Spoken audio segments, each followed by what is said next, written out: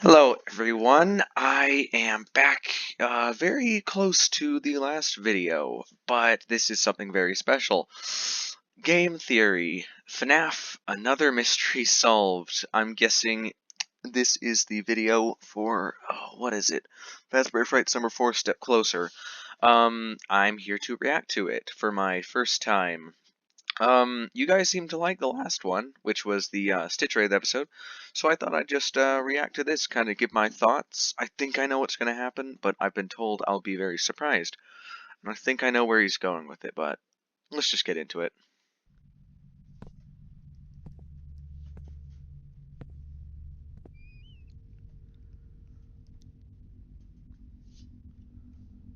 Showtime. Uh-oh.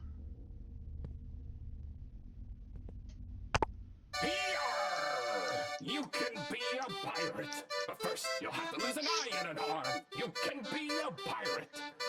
To lose an eye and an arm. First to lose an eye and an arm. Lose an eye. Lose an eye. Lose an eye. Lose an eye. Uh-oh. And an arm. Oh, that's creepy.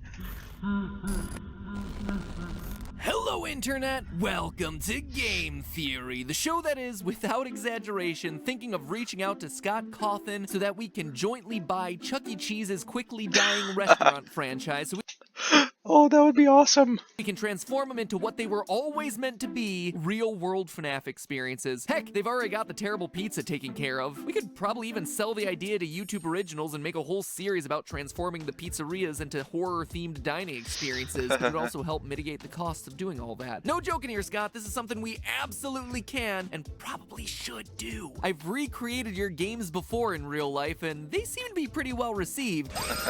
So, between my theater background and your, well, you know, your gobs of money and masterminding of the IP, I think we can make something that's really cool. And yeah, the reason I'm bringing it up here is so fans can start talking about the idea both here and on Reddit to show you how excited they are for this to happen. Anyway, let me just leave it at, you have my email. I eagerly await your response. Who knows, you've probably already bought it at this point. You're just waiting to reveal that fact to the world. Speaking of Chuck E. Cheese restaurants, the grandpappy of FNaF, I actually have a theory in the works about those pizzerias that any FNaF fan will enjoy. I'm guessing it's about why they shut down, possibly.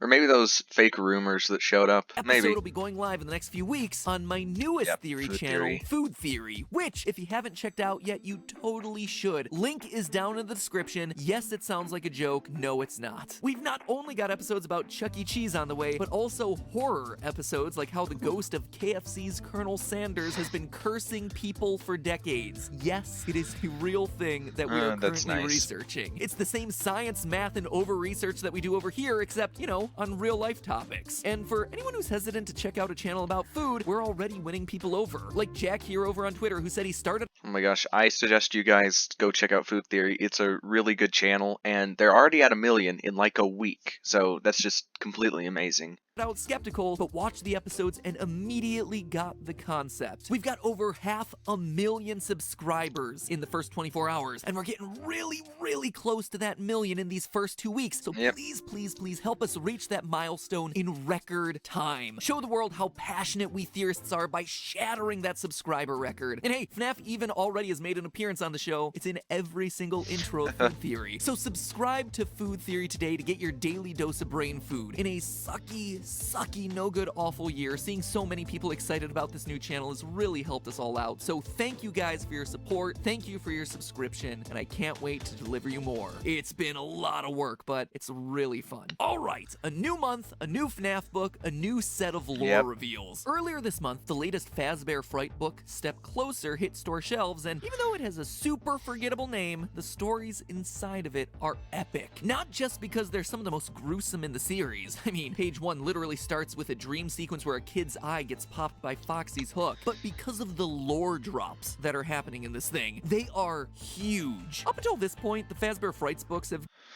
I thought I knew what happened in the first story. I didn't see many lore drops in the second and third stories, but maybe. And then the Stitch Raid was insane, really, but Let's see what he has to say. Giving us interesting concepts to chew on, fleshing out the world of FNaF and giving us new insights into events that we already had a pretty good handle on. It's been useful, certainly, but nothing too earth-shattering. Animatronics can have people stuffed inside of them. Confirmed outright in Book 1. People can have animatronics stuffed inside of them. Confirmed in Book 3. Everything is powered by human agony. The missing children's incident probably happened in 1985. Animatronics can steal identities. Humans can be body swapped with animatronics. Golden Freddy might have multiple souls trapped inside of him. Ghosts might be able to escape from their animatronic prisons to lure more people to them. Like, there has been a lot across all of these stories, hence why I've been covering these books so much. But Okay, maybe a lot more reveals than I first thought of.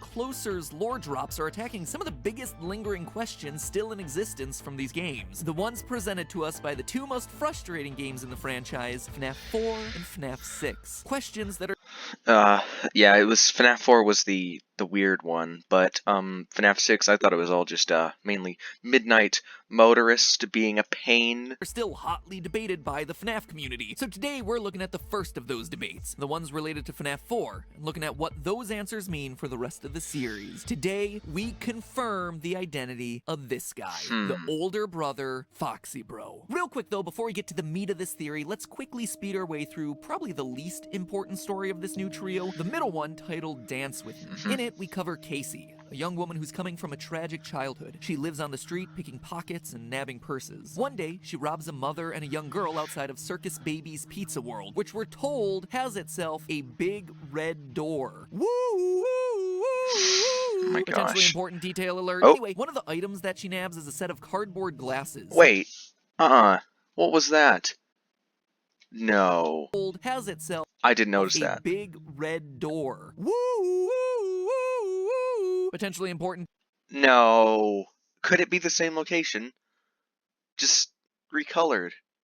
Oh, that would be so cool. I never thought of that.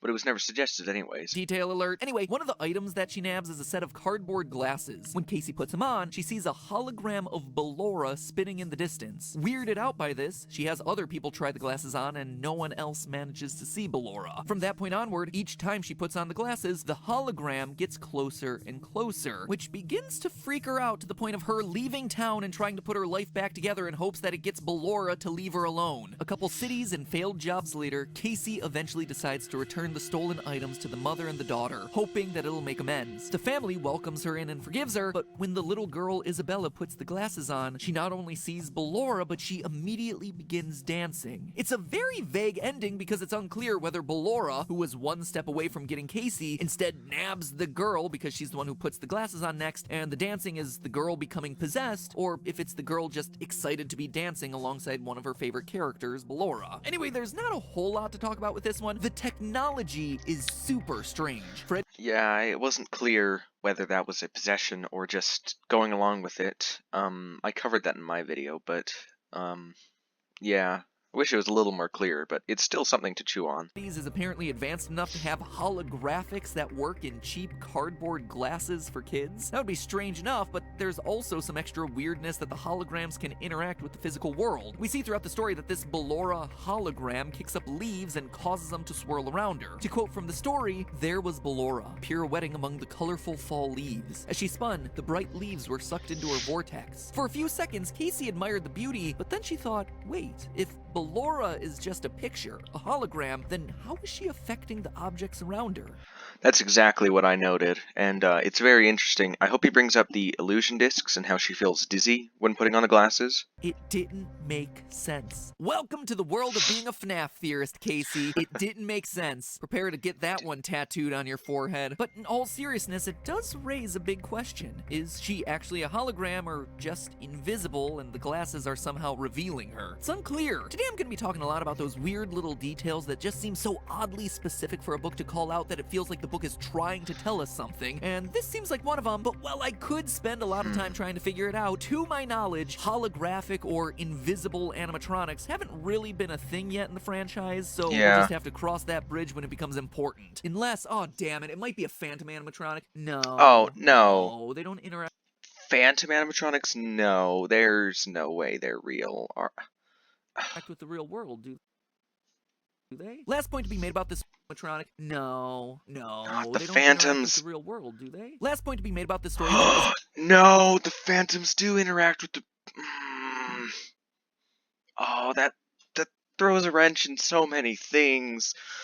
Now I have to talk about that, don't I? Its recurring theme of mothers and motherhood. A lot of the backstory that we get on Casey is her troubled relationship with her mom, which has played a big part in how her life ended up the way it did. Casey, throughout the story, is also visited by an older woman at a bus station that gives her grandmotherly advice. She's saved from the police by another elderly woman. She makes amends with that mother and daughter that have a relationship that she envies. I mean, it could be me thinking too much about this, big surprise, but it doesn't feel like a coincidence that Ballora is the main animatronic featured in a story about motherly relationships. Oh. I had a theory a long time ago, 2 years ago, that Ballora was some sort of stand-in for Mrs. Afton. Not in any sort of creepy way, get your mind out of the gutters. I mean that she represents the wife that William Afton lost or divorced him, or most likely that he abandoned in the aftermath of his daughter getting clawed to death by Baby. I mean, just look at the song that Ballora sings in Sister Location. Why do you hide inside your wall when there is music in my hall? All I see is an empty room, no more joy, an empty tomb. An empty tomb, aka the bedroom of our tragically deceased child. William hides inside his walls by diving even deeper into his work. It's something that William's partner Henry does in the original novel trilogy. When he loses his daughter, he shuts out the rest of the world, hiding behind his walls and obsessing over his work to try and bring her back. And so when William does this in the games, his wife is left alone and probably ends up leaving him. As such, as some sort of... Yeah, it's probably divorce, as the first story had the wife divorcing the father that was related to that. Yeah, I bet she doesn't die, but actually divorces him, and Ballora is just symbolic, really. of coping mechanism, William recreates her in animatronic form, depicting her with perpetually shut eyes because to William, she was blind to what needed to be done to rebuild the family, blind to the fact that his work was so important. She wanted to move on, to do frivolous things like sing and spin and dance, or at least that's how he felt from his perspective. William Afton was mired in his own misery of loss. Like I said, it's a bit of a stretch and something that I've lightly talked about before, but I thought the connection between Ballora and mothers in this story was particularly interesting and worth calling out. Anyway, onward to the real story I want to address today, Step Closer, which isn't just sparking new theories, but is straight up confirming stuff that we've argued about for years.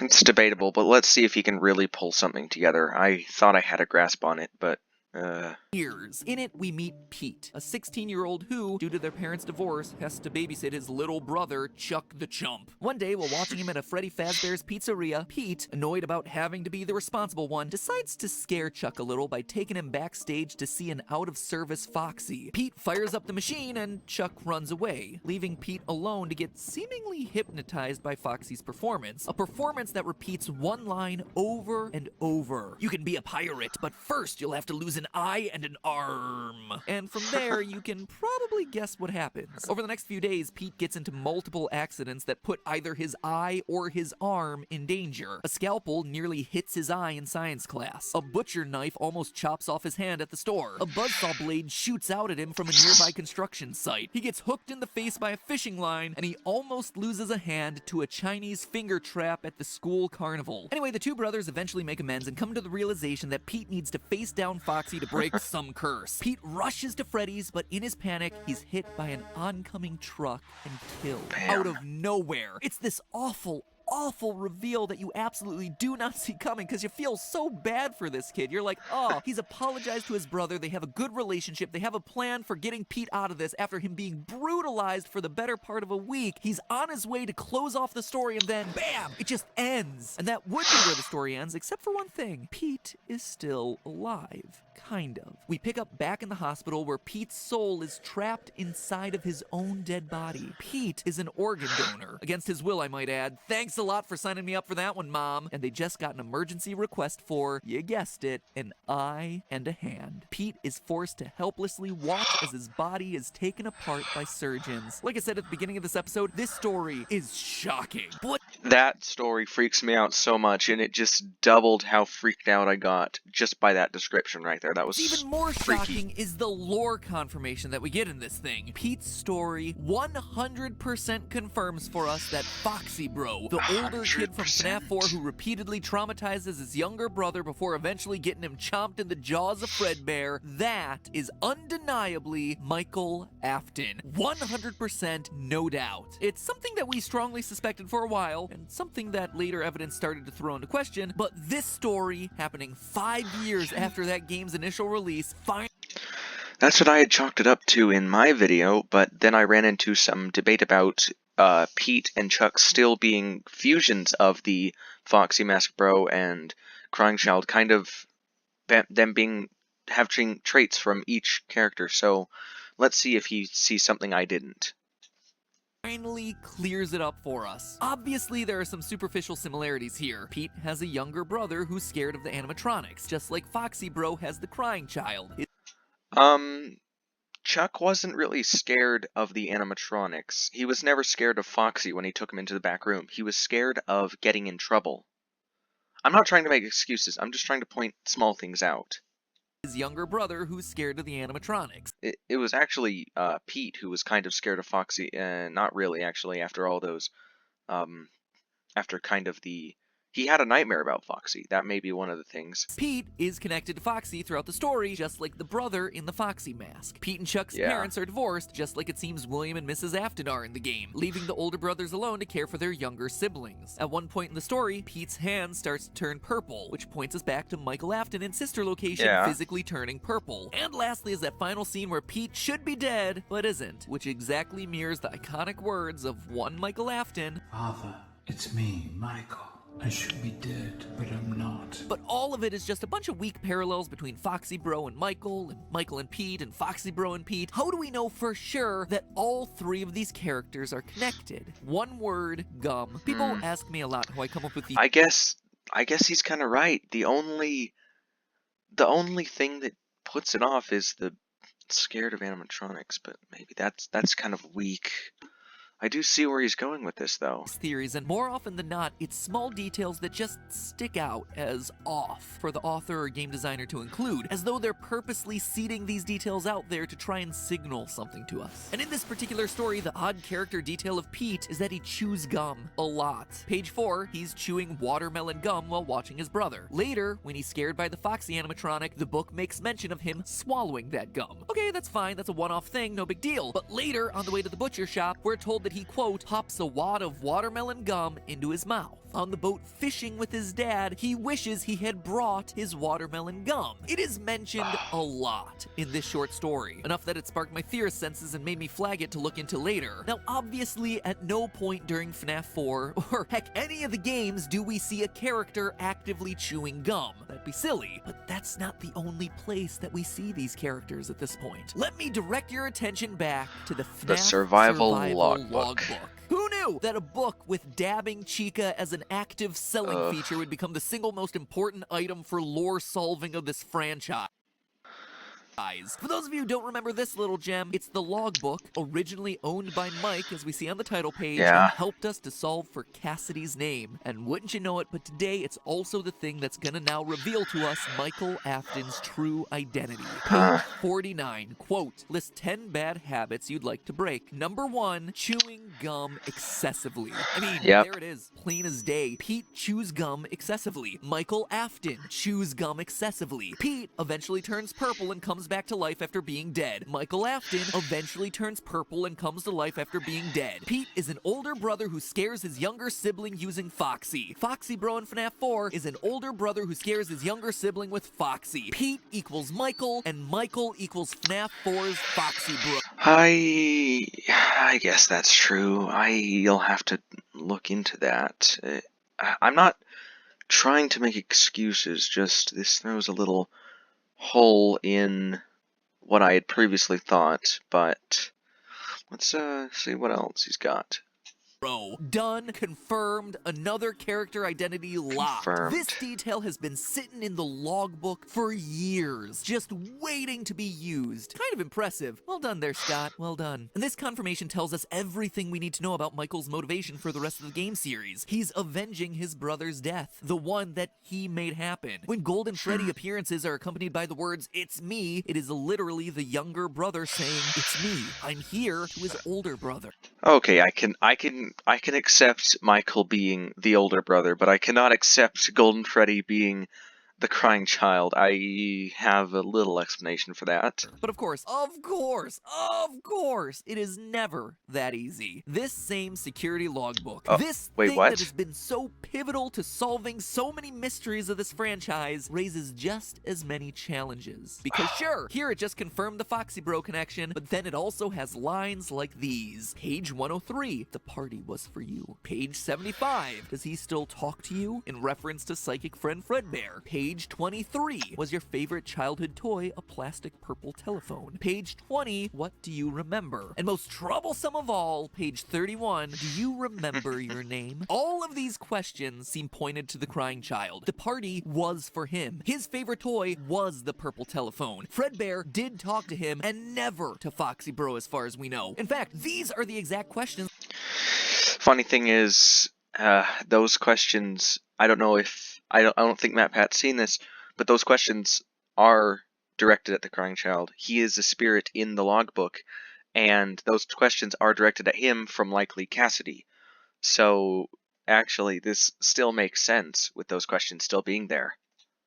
That got us to throw the Foxy Michael connection away so many years ago. Why would the spirit in this book, Cassidy, be telling Mike things that are very clearly true of the crying child, if Mike was indeed the older brother the entire time, like this latest Fazbear Fright story just confirmed for us? It doesn't make sense, which is why now we have to solve these last two questions. What do you remember? Do you remember your name? I mean, yeah, I do remember my name. It's Mike. I wrote Mike on the first page of the book, didn't I? Unless Mike never truly was my name. The question that we're left with, and the question I pose to you and that I still need time to think through, is what did Michael forget? And how did he forget it? Was he the bite of 87 victim? Is that how he lost his memory? Did some sort of other trauma cause him memory loss? And more importantly, is there some other strange connection between Michael and the crying child? Like, seriously, why would the book say that the party was for Michael when FNaF 4 clearly tells us that it's not? I can't believe that this is just some sort of typo or something. This book is so precisely engineered to be the linchpin in too many mysteries of this franchise for that to be the case. So could that connection between the two brothers be the reason why Michael's name might somehow be different? All theories for another day, my friends, but at least for